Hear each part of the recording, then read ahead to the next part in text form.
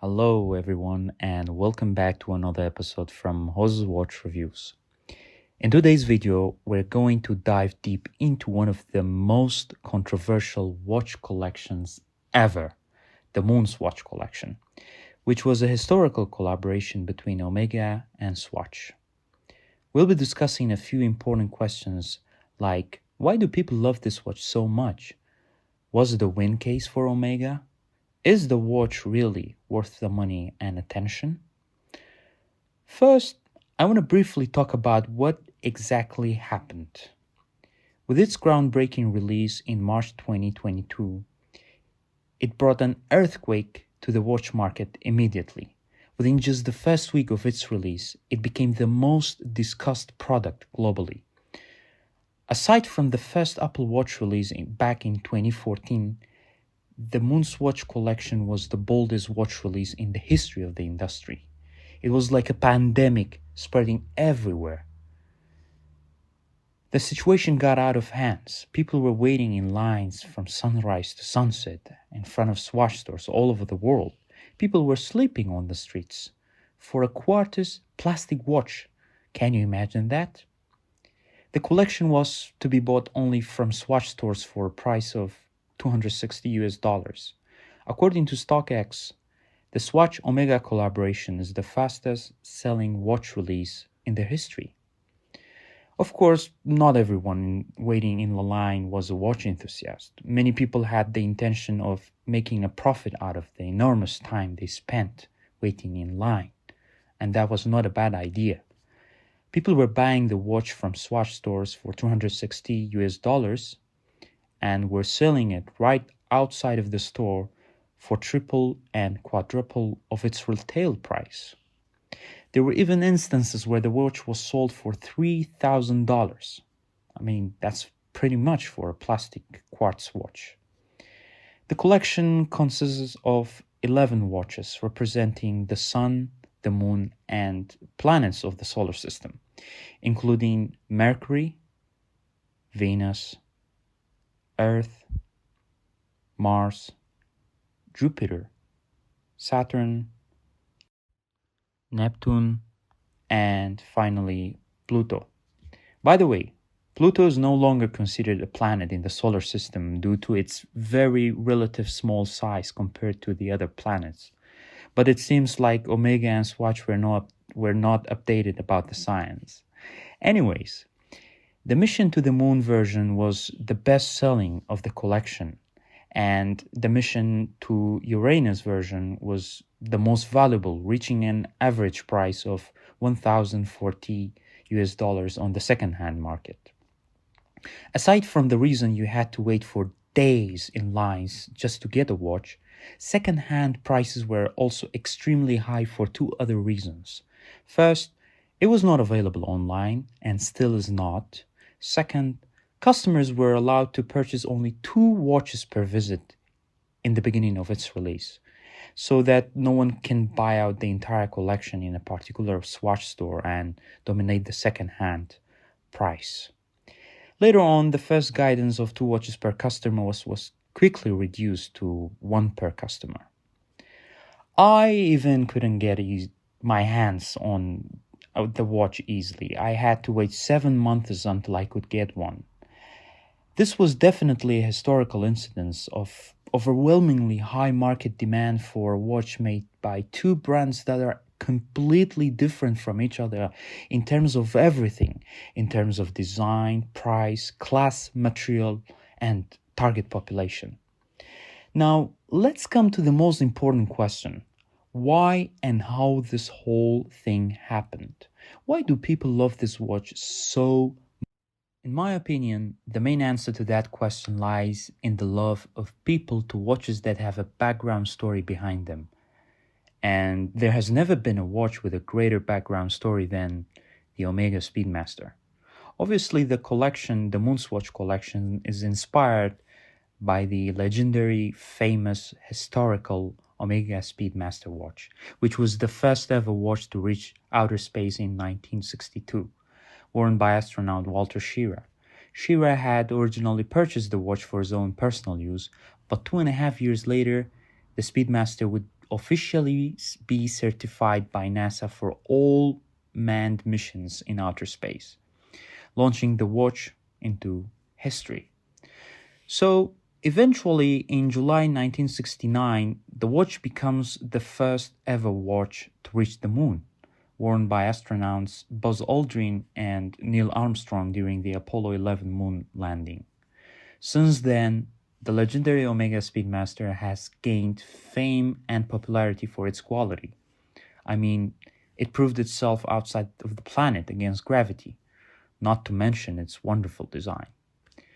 Now, with such pride and fame, the Omega Speedmaster is definitely nowadays an expensive watch to purchase. Many people cannot simply afford paying $9,000 just for a watch.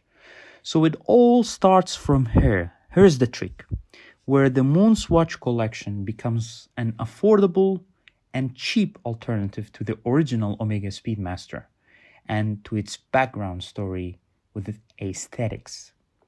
The MoonSwatch collection provides you with a taste of both the story and the design of the Omega Speedmaster. Does wearing it scratch the Omega Speedmaster itch? Probably yes. It almost gives a slight satisfaction from the Speedmaster. Now, let's come to the second question. Is it a win-win case for both brands, Omega and Swatch, or just a win for Swatch? Well, this question, just like the moon, can have two sides. There are two main opinions. The first one, which is the main one, says the collaboration is definitely far better for Swatch than for Omega. It thinks that it was a win situation for Swatch, but a loss situation for Omega, since Omega lent its logo, design, and charisma to Swatch. It elevated the image of Swatch at the cost of Omega. This hype, of course, saved the Swatch brand, as they have been on a revenue decline in the recent years. Therefore, this was definitely a win situation for Swatch and for watch enthusiasts around the world who could not afford the Omega Speedmaster but afford Swatch. But this collaboration was a hit to the image and charisma of Omega. I mean, think of it this way. If Swatch ever has a collaboration with Patek Philippe or Vacheron Constantin or Jacob & Co., would the King of England still choose to wear a Patek Philippe who has a collaboration with plastic watch brand for his official occasions? That's the point. That was the popular opinion. The second opinion, which is the unpopular opinion, and which is the one I really believe in, is that it was a win-win situation for both of them. This opinion is based on the fact that, according to the CEO of Swatch Group, Nick Haig, the total sale of the Omega Speedmaster has increased by a total of 50% across the globe from March 2022 to July of the same year. This does make sense, as the hype of the MoonSwatch would automatically attract the attention of people to the background story behind this collection. Another win goal for Omega is to connect with customers when they are at a young age and turn them into loyal lifetime customers for Omega. The kids and young people who are now captivated by the MoonSwatch collection will one day in the future eventually be inspired to buy the original, more expensive Speedmaster to fulfill their long-time dream. It is like a seed planted in the hearts of young collectors. For these two reasons, I personally think yes, it was a win-win situation for both Omega and Swatch. Now, let's come to the final question. Is the watch worth the money? Obviously, this is a highly subjective question. Some people, including friends I know, have not bought the watch despite having the rare chance of successfully entering a Swatch store. They say that it feels very cheap and light. This is mostly due to the plastic feeling of the case. As for me, it's worth the money because I'm happy with the look of the watch on my wrist, especially that I can change straps easily. And there are many wonderful straps options that you can get online for your watch. Let's not forget that this is a chronograph watch with a non-rotating tachymeter bezels, so I think the price is reasonable.